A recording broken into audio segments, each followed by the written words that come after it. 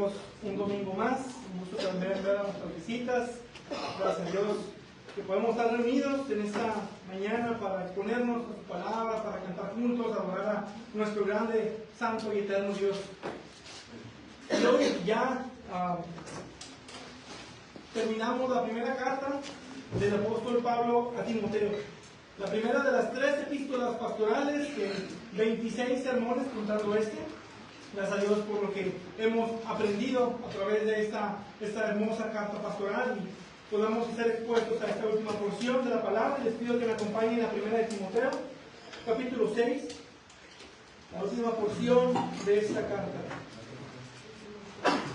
Primera de Timoteo, capítulo 6, vamos a estar dando lectura del versículo 20 y el 21.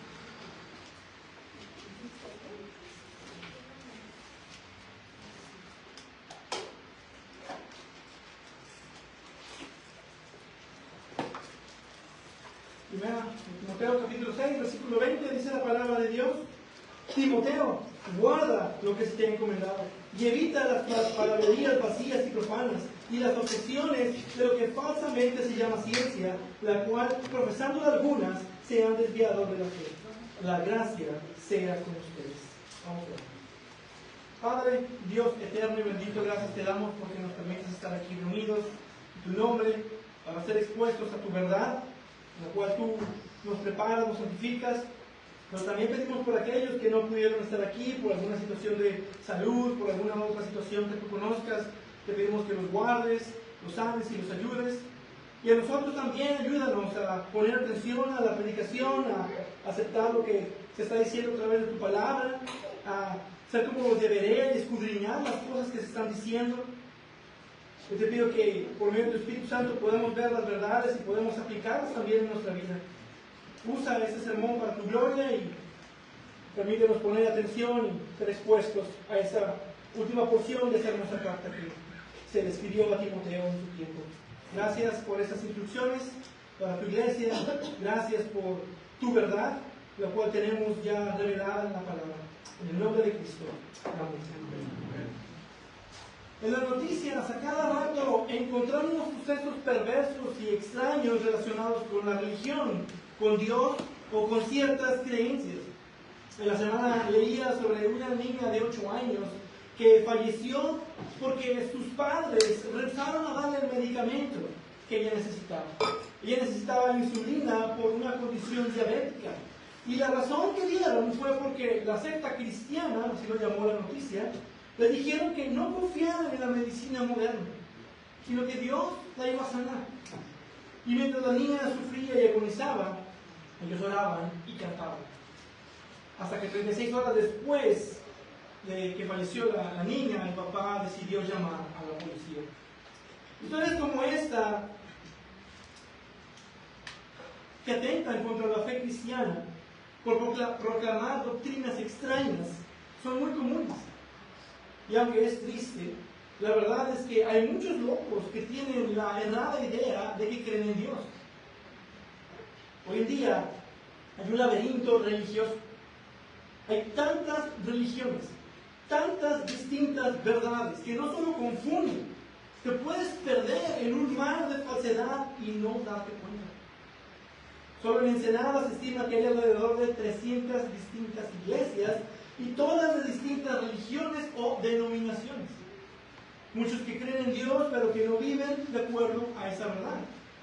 Y aunque todas estas religiones o denominaciones tienen la misma Biblia, lo triste es que todas tienen una verdad distinta. Y la verdad es que todas, no todas, son cristianas. De hecho, la mayoría, podemos decir, no son bíblicas. Iglesias bíblicas que predican la verdad bíblica son pocas. Me refiero a iglesias bíblicas que son fieles a la palabra tanto en doctrina como en práctica. Iglesias que son teológicamente sanas, que tienen las 9 marcas de una iglesia sana, que predican fielmente el evangelio bíblico por medio de una predicación expositiva de la palabra. Alguien me preguntaba en alguna ocasión, ¿por qué el Dios de los católicos no es el mismo Dios que el nuestro? La respuesta es fácil. Porque son seres distintos, que obran de forma distinta, porque piden cosas distintas, porque obran de forma distinta, son muy distintos en muchos sentidos. No pueden ser la misma persona. Y sabemos que hay un solo Dios, creador de todo el universo. Solo hay un único Dios verdadero y solo tenemos una única verdad revelada. Y es completa en la Biblia. Es su verdad revelada. Por lo tanto, no puede haber más que una sola verdad. Un solo Dios, una sola verdad. Y como es la verdad, la pregunta que uno se hace en medio de este laberinto religioso es: ¿cómo identificas una iglesia bíblica y verdadera? Cuando buscas por una iglesia, ¿qué es lo que más deberías buscar en ella sobre todo lo demás? Una de las preguntas que se hicieron los reformadores protestantes fue: ¿cuáles son las marcas de una iglesia bíblica? Y pudiéramos enumerar varios aspectos de lo que es una iglesia sana. Pero ¿qué es lo que en realidad hace a una iglesia una verdadera iglesia? Y la que es claramente más importante es que una iglesia bíblica predica el evangelio bíblico correctamente y sin alteraciones. Una iglesia bíblica no puede tener un evangelio falso. Y eso a su vez determina cómo la iglesia ve las escrituras. ¿Qué importancia tienen las escrituras o cuál es su función en la iglesia? ¿Es la palabra algo esencial para la vida de la iglesia o es algo adicional a la vida de la iglesia? ¿Dónde está parada la iglesia en cuanto a las doctrinas esenciales de la fe cristiana? Claro, puedes escoger ir a una iglesia porque a lo mejor es más cercana a tu hogar, pero deberías tú de ir a una iglesia que está más cerca de la Biblia sin importar la distancia. Tristemente muchos escogen una iglesia por sus preferencias personales. Porque el templo es más bonito, o porque es más grande, o porque hacen conciertos musicales, o simplemente el estilo de la alabanza. Pero si la alabanza o la predicación no son bíblicas, no tienes nada que andar haciendo ahí. Iglesias perfectas no existen, pero si vas a basarte en algo para ver la calidad de una iglesia, es su predicación y su adoración. Están apegadas a las escrituras. Otras cosas que puedes ver es cómo ves a las personas en la iglesia. Son personas que aman a Cristo, que desean servirle y ser más como Él, devotos a su reino. Una iglesia está llena de pecadores perdonados por gracia, pero viven sus vidas de acuerdo a la palabra, que tienen un amor por Cristo, por su gloria, por su reino y por su verdad. Esa es la iglesia, la que está luchando ardientemente por la fe que de una vez para siempre fue entregada a los santos. Entonces, para ver una verdadera iglesia bíblica, que es columna y sostén de la verdad, debes de ver su compromiso por la verdad, su celo por la verdad doctrinal y la verdad del Evangelio de Jesucristo, y cómo esta verdad impacta sus vidas y la vida de la iglesia. Y eso es lo que hemos visto en esta carta, que la verdad es esencial. Es la preocupación central de Pablo por toda la carta. Es la preocupación inicial de Pablo en el capítulo 1, versículo 3. Tal como te rogué al salir para Macedonia, que te quedaras en Éfeso, para que instruyeras a algunos que no enseñaran doctrinas extrañas. En el capítulo 1, versículo 18, habla de Himeneo y Alejandro, quienes naufragaron en lo que toca a la fe, por rechazar la verdadera doctrina. En el capítulo 2, versículo 4, Dios quiere que todos los hombres sean salvos y vengan al pleno conocimiento de la verdad. Capítulo 3, versículo 15, da la razón de la carta. Te escribo para que sepas cómo debe conducirse uno en la casa de Dios, que es la iglesia del Dios vivo, columna y sostén de la verdad. En el capítulo 4, versículo 1, advierte de lo que vendría. El Espíritu dice claramente que en los últimos tiempos algunos se apartarán de la fe, prestando atención a espíritus engañadores y a doctrinas de demonios. Capítulo 4, versículo 6, dice que se debe señalar la falsedad con la verdad. Al señalar estas cosas a los hermanos, serás un buen ministro de Cristo Jesús, nutrido con las palabras de la fe y de la buena doctrina que has seguido. ¿Y qué debe de ser la preocupación de Timoteo en la iglesia? Capítulo 4, versículo 13. Entre tanto que llego, ocúpate de la lectura de las Escrituras, la exhortación y la enseñanza. Versículo 16. Ten cuidado de ti mismo y de la enseñanza. En el capítulo 6, versículo 2, le instruye sobre la verdad, enseña y predica estos principios. Y continúa en el versículo 3, si alguien enseña una doctrina diferente y no se conforma a las sanas palabras, las de nuestro Señor Jesucristo, y a la doctrina que es conforme a la piedad, está envanecido y nada entiende, sino que tiene un interés corrompido en discusiones y contiendas de palabras, de las cuales nacen envidias, pleitos, blasfemias, malas sospechas y constantes rencillas entre hombres de mente depravada que están privados de la verdad, que suponen que la piedad es un medio de ganancia. Ese es el tema de toda la carta. La verdad a la que la iglesia se le ha encomendado guardar y proteger.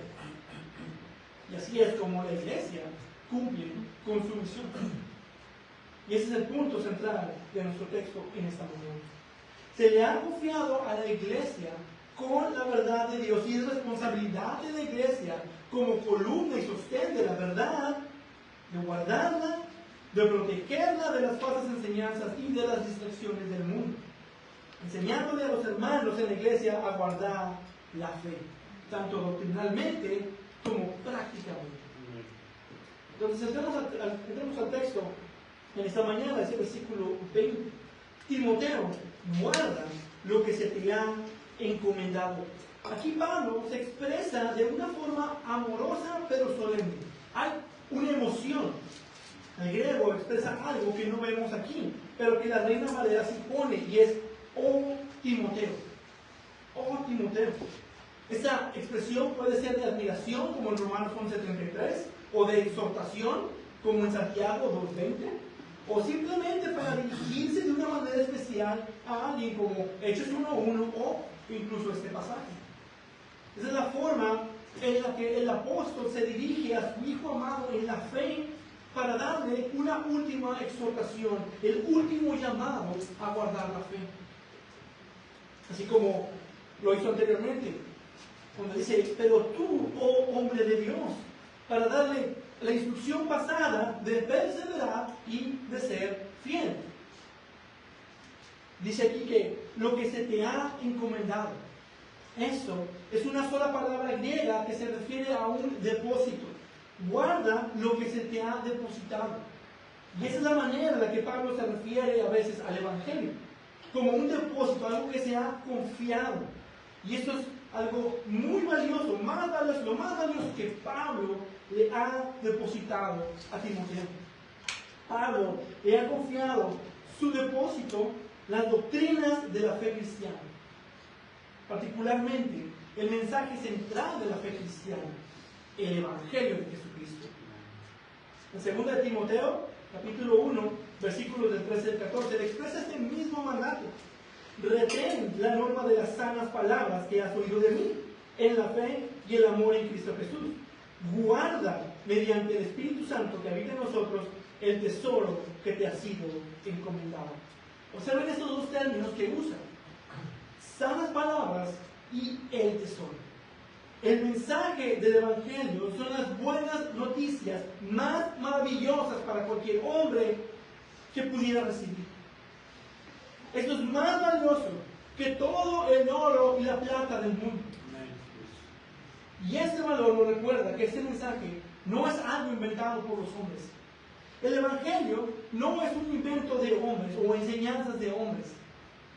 Es el mensaje divino, diseñado y ejecutado por Dios. El Evangelio es una verdad que transforma vidas. Es el mensaje de esperanza y de salvación para todo aquel que cree. El mensaje que habla acerca del Hijo de Dios eterno, encarnándose en la persona de Jesucristo para venir a morir por pecadores, pagar la culpa por el pecado, regalándoles su justicia justificados, santificados y glorificados para la alabanza de la gloria de su gracia. Es el mensaje del Evangelio, que Cristo murió y resucitó al tercer día según las Escrituras. Ese es el precioso depósito que se le dio. Entonces, eso es en cuanto a lo que se le depositó. Ahora, veamos qué es lo que le manda a hacer con ese depósito. Y es parte de este mandato final. Un llamado a guardar la verdad. Dice Timoteo, guarda. Guarda. Debe de vigilar fielmente lo que se le encomendó. Es como si Dios, por medio de Pablo, hizo un fuerte depósito en su banco. Y ahora él debe de protegerlo. La palabra guarda es un imperativo que significa observa atentamente, protege, guardar algo para mantenerlo seguro, de no permitir que algo sea violado o mutilado. Entonces Pablo manda a Timoteo a ser un centinela valiente y vigilante del verdadero evangelio. El rol de Timoteo como pastor era asegurar que las falsas enseñanzas no corrompieran la verdad en la iglesia. Y esa es una encomienda importante como para ser ignorada. Los pastores tienen la responsabilidad primaria de guardar la sana doctrina en la iglesia. Sin embargo, es responsabilidad de todo creyente guardar la sana doctrina. Todo cristiano está llamado a contender por la fe y defender el Evangelio. De cuidarlo de lobos que quieren tomar ventaja, que con engaños lo usan para su propio beneficio. De no dejar que esa verdad tan valiosa y tan preciosa, que ese depósito que se nos ha dado se desgaste, se maltrate o pierda su valor. Eso es a lo que Judas se refiere en Judas capítulo 1, versículo 3. Amados, por el gran empeño que tenía de escribirles acerca de nuestra común salvación, he sentido la necesidad de escribirles exhortándolos a luchar ardientemente por la fe que de una vez para siempre fue entregada a los santos. Esas doctrinas han sido entregadas a la iglesia para guardar la verdad y ser columna y sostén de la verdad. Ese depósito que debemos guardar no es cualquier cosa. Es el precioso mensaje que define lo que es el cristianismo verdaderamente. No todo lo que se llame cristiano lo es, pero este depósito es el mensaje que define el cristianismo. Y es tan importante que debe de ser protegido contra toda falsedad y contra toda acusación. Porque si cambias una verdad esencial o fundamental del Evangelio para acomodarlo a tu audiencia o para beneficios personales, ya deja de ser el Evangelio. La iglesia, como columna y sostén de la verdad, tiene la responsabilidad de mantener, guardar, sostener firme y fielmente la verdad de las Escrituras contra cualquier distorsión o falsedad. Ahora, es importante aclarar que no nos referimos, que nos estamos refiriendo con esto a las doctrinas fundamentales de la fe cristiana y no a toda doctrina, porque entendemos hay ciertas doctrinas no fundamentales que deben ser hasta cierto punto bíblicas, pero que muchos cristianos no están de acuerdo. Un común importante asunto es, por ejemplo, sobre la escatología. La verdad fundamental que no es negociable sobre los futuros eventos es que Cristo va a regresar. Cualquier postura escatológica que diga algo diferente es mentira. Y eso es lo que debemos guardar de la doctrina. Lo que debemos buscar unidad y acuerdos a la doctrina, mientras no sean doctrinas esenciales o el Evangelio o la salvación, no siempre habrá un acuerdo perfecto. Como lo dijo Agustín, en lo esencial unidad, en lo dudoso libertad, en todo caridad. Entonces, ese mensaje valioso del Evangelio, que es el poder de Dios para salvación de todo aquel que cree, eso es lo que debemos proteger. Y debemos hacerlo como un soldado guardando un tesoro invaluable. Imaginen que a un soldado se le deja un depósito para cuidarlo. Su responsabilidad es proteger y mantener seguro ese depósito. Si ese soldado falla en su responsabilidad, no solo queda mal, también es considerado inútil para la labor y puede ser despedido. O un banquero que tiene la responsabilidad de guardar el gran depósito de todos los clientes en nombre del banco que representa. Si ese banquero falla en guardar ese depósito, quien queda mal y paga las consecuencias es el banco. Y ambos son responsables de proteger ese depósito de ladrones y corrupción. Así nosotros también tenemos esa gran responsabilidad de guardar ese depósito de la fe cristiana. Esto es importante para todos en la iglesia, para cada creyente, porque cada creyente tiene parte en esta responsabilidad de aprender, nos dice Mateo 4:4, y de defender la verdad, 1 Pedro 3:15, de predicar la verdad y de vivir la verdad para ser de testimonio. De que realmente nosotros, la iglesia, somos columna y sostén de la verdad. Que predicamos a Cristo, quien es verdad. Y eso aplica también, por ejemplo, cuando escogemos a los pastores, cuando se escogen a pastores. Tengan cuidado a quienes ponen como pastores, porque aunque no sean perfectos, deben de ser personas que valoren la verdad y que guarden esa verdad. Y que la prediquen. Y eso impacta también el cuidar el orden en la iglesia. Todos como miembros tenemos ese compromiso de guardar la doctrina, porque eso impacta la práctica. De guardar la fe, porque eso beneficia a la iglesia, y de no hacerlo, la afecta. Y esto los pastores deben de tomar muy en cuenta. Los pastores y maestros deben de predicar y enseñar la sana doctrina y de cómo vivirla y de hacerlo sin comprometer la verdad. Hay un riesgo hoy en día de querer sonar más amistosos en lugar de sonar duros. Debemos no adulterar el mensaje y entregarlo puro tal como se nos ha dado a nosotros. Pablo en 2 Timoteo 2:2 le dice: y lo que has oído de mí en la presencia de muchos testigos, eso encarga a hombres fieles que sean capaces de enseñar también a otros. Este precioso mensaje no solo se le confía a uno para guardarlo, pero también debe de ser transmitido a otros, encomendado a otros, para que ellos también lo guarden y lo transmitan. Aquí Pablo manda que entreguemos lo que hemos recibido tal como lo recibimos. Es lo mismo que les dice a los corintios en 1 Corintios 15:13. Porque yo les entregué en primer lugar lo mismo que recibí, que Cristo murió por nuestros pecados conforme a las Escrituras. Lo mismo que yo recibí es lo mismo que les entregué, sin adulteración, sin cambios, el mismo mensaje. Podemos ver que el Evangelio es algo que se nos deposita para guardarlo puro y para pasarlo a otros puro. Es decir, que todo creyente es alguien que se le ha confiado el mensaje precioso del Evangelio de Jesucristo. Somos fideicomisarios en términos legales del Evangelio. Y como tal debemos conocerlo bien, guardarlo, preservarlo y así predicarlo y pasarlo a otros sin cambios ni daños. Nuestra responsabilidad no es de innovar el mensaje, o de reinventar el mensaje, o de empaquetarlo. Ponerlo más amigable, para que suene más bonito a la audiencia. No se te pide eso.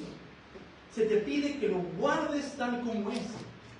El Evangelio es algo de mucho valor que se nos recomienda a todo cristiano para guardarlo y pasarlo a otros. Y debemos guardarlo con fervor. Pero también, Pablo deja la otra parte de este mandato. Versículo 20. Y evita las palabrerías vacías y profanas. Es parte esencial de la vida cristiana y la santidad, aunque involucra dejar tu vida pecaminosa por un lado, también consiste en ser más como Cristo. Es dejar el pecado, huir del pecado. Y por el otro lado es perseguir la justicia, la piedad, la fe, el amor, la perseverancia y la amabilidad. Y de hacer buenas obras. Y eso es lo que observábamos la ocasión pasada. En la vida cristiana tenemos eso de lo positivo y lo negativo. Y aquí tenemos eso. Por un lado guarda y por otro lado evita. Cuida y protege. Pero ¿cómo proteges la verdad? Evitando la falsedad. Entonces Pablo le llama a guardar la sana doctrina, la verdad del Evangelio y evitar toda clase de falsedad. Esa palabra aquí, evita, significa volverse, de girar, de hacer a un lado. Es totalmente ignorar, de tal forma que no te asocies con eso. Y Pablo la ha usado antes, en 1 Timoteo 1:6, pues algunos desviándose de esas cosas, ahí está la palabra, desviándose. 1 Timoteo 5:15, pues algunas ya se han apartado para seguir a Satanás, ahí está, apartado. Entonces tenemos desvía, aparta, evita. En términos médicos se usa para cuando un miembro está dislocado, y lo vemos eso usado en Hebreos 12:13. Eso es en cuanto al mandato. Pero ¿qué es lo que debemos evitar? En primer lugar, para guardar la verdad debemos conocer la verdad. Por lo tanto, para evitar cualquier otra cosa, necesitamos conocer y estar firmes en la verdad. Y así poder evitar todo lo que es contrario a la verdad. Pero Pablo aquí da algunas cosas muy específicas que debemos considerar. Es bueno conocer la falsedad para poder evitarla con más facilidad y no caer en engaños. Para no dar pie o de caer cautivos por medio de su filosofía y vanas sutilezas, según la tradición de los hombres, conforme a los principios elementales del mundo y no según Cristo. Colosenses 2:8. Eso quiere decir que debemos saber y conocer y reconocer las palabrerías vacías y profanas. Ahora, no podemos ser específicos porque no nos da más detalle de esto, pero podemos tener algunas cosas que Pablo tiene en mente con esto. En el capítulo 1 habla de los que enseñaban mitos y genealogías interminables, lo que da lugar a discusiones inútiles. Y algunos, dice, se han desviado a vana palabrería. La palabra griega nos dice que esto se refiere a discusiones sin sentido que distraen de la verdad, que no traen algún fruto. Y esa es una de las palabras que solo se usan en las epístolas pastorales. Esto puede ser una alusión a cómo eran los fariseos de ese tiempo. Los fariseos estaban más centrados en las tradiciones que en la verdad, o que en la justicia que es por la fe. Centrados más en las formas que en la verdad, en la ejecución perfecta de lo que creían era la ley en lugar de la gracia. Pero también puede ser de hablar, por ejemplo, de cosas como los Nefilim, los gigantes de antaño, o de dónde salió la esposa de Caín, qué color de piel tenía Adán y Eva, o si tenían ombligo. Cosas que son sin importancia en la vida cristiana. Ahora, la lógica nos puede llevar a una respuesta, pero no es para pensar tanto en ello. Debemos evitar ese tipo de vanas discusiones. Pero también debemos evitar, dice, las objeciones de lo que falsamente se llama ciencia. Algunos suponen que esto es una referencia al gnosticismo y que estaba afectando a la iglesia, pero el auge del gnosticismo viene tiempo después. Pero al menos sí podemos decir que esto era una cierta influencia de ese momento de la cultura griega y sus filosofías. Recordemos que Aristóteles, Platón y Sócrates vivieron antes de Cristo y traían cuestiones existenciales tremendas. Pudo ser algo de esto. Y aunque los detalles no son claros, podemos decir que esto incluía alguna novedad extrarreligiosa y especulaciones filosóficas. Tampoco podemos decir que está hablando de la evolución, porque eso lo trajo más Darwin, y eso fue mucho tiempo después. Entonces Pablo no conocía de esas tonterías. Eso no es lo que tenía en mente. Sin embargo, eso es algo que sí nos afecta a nosotros y también la evolución conocida como falsamente ciencia. Falsamente le llaman ciencia a este tipo de ideas. Entonces, esta ciencia que está hablando, esta ciencia falsa, es todo conocimiento que va en contra de la verdad de Dios. La ciencia secular siempre está enfocada en tratar de contradecir las obras de Dios y la verdad de Dios. Las ideas del posmodernismo y otras filosofías antiguas se autoproclaman iluminadoras cuando en realidad te ponen más verde a nosotros. Porque niegan la verdad de Dios. Llámale gnosticismo, humanismo, ideología de género, posmodernismo, etc. Relativismo. Llámale como quieras. Y su intención es alejar el pensamiento del Evangelio. En otras palabras, Pablo nos llama a evitar la curiosidad carnal, como lo llaman algunos. Esa curiosidad que te lleva a especular, por ejemplo, sobre monitos verdes en el espacio que vienen de Marte o de algún otro planeta. No sé por qué dice que son verdes, pero a lo mejor de ver videos sobre temas como avistamientos del monstruo del lago Ness o cosas así. Es inútil, es pérdida de tiempo. Y si no tienes cuidado, te puedes obsesionar con ese tipo de conocimientos.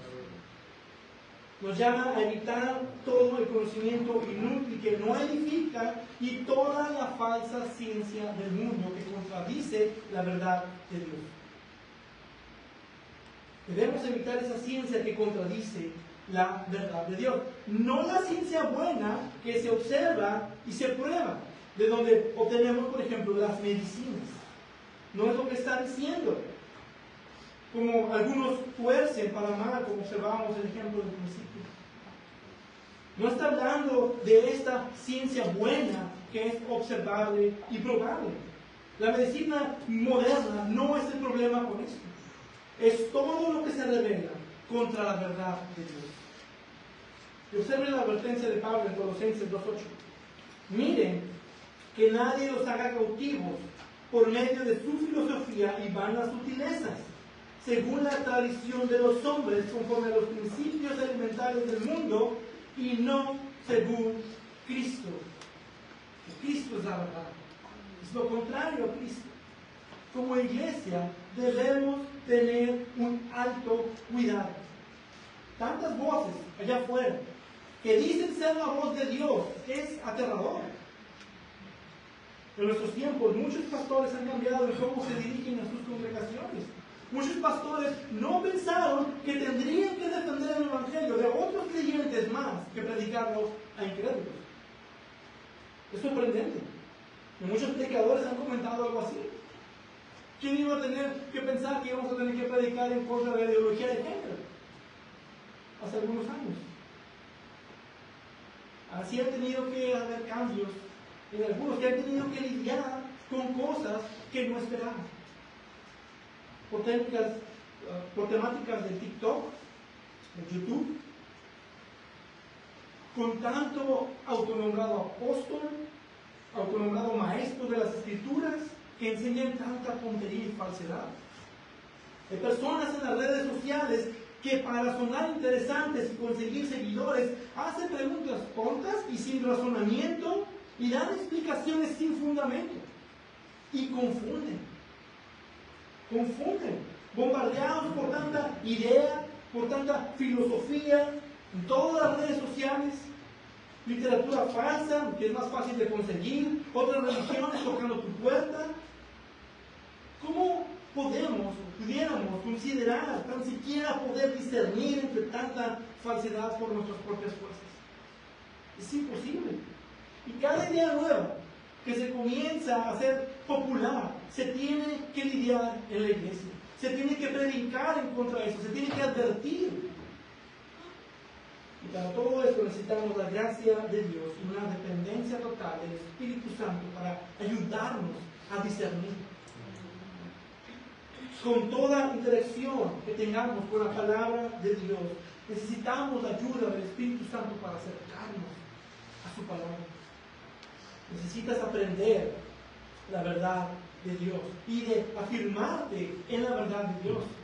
Evitar doctrinas confusas y que contradigan la verdad, pero prepárate por si te topas con una de estas, poder reconocerlas. Aprender a discernir lo que lees, ves o escuchas. Y orar, como el salmista en Salmo 119. Abre mis ojos para que vea las maravillas de tu ley. Hazme entender el camino de tus preceptos. Enséñame, oh Señor, el camino de tus estatutos y lo guardaré hasta el fin. Ese es el llamado a evitar la falsedad. Pero ahora, rápidamente, tenemos una advertencia final. Versículo 21. La cual, profesando algunas, se han desviado de la fe. Muchos que han profesado la fe cristiana han declarado delante de testigos ser seguidores de Cristo, terminan abandonando la fe. Es el cumplimiento de 1 Timoteo 4:1. Tenemos el ejemplo de Demas en 2 Timoteo 4:10. La apostasía es algo real. Ahora, nosotros no entendemos esto, que eso se refiere a perder la salvación, sino de confesar la fe al punto de bautizarse y disfrutar los beneficios de la comunión cristiana y luego negar esa misma fe.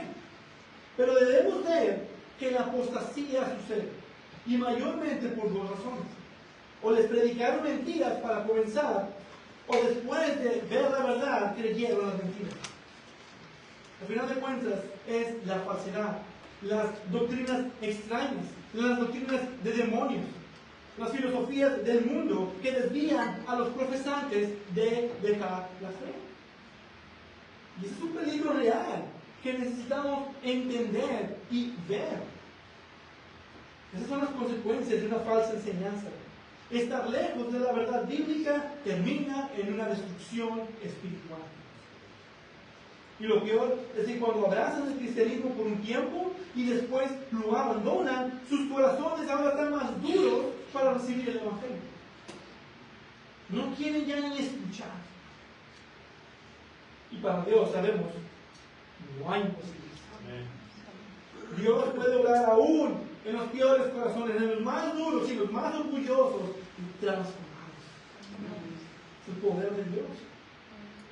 Es el Evangelio. Pero por eso es que debemos tener más cuidado con atender este llamado, de guardar la verdad y evitar la mentira. Porque la mentira, las doctrinas falsas que no se conforman a la verdad de Dios, destruyen vidas. Y se ven las consecuencias en la vida de los creyentes e incluso de la iglesia cuando se permiten falsas enseñanzas.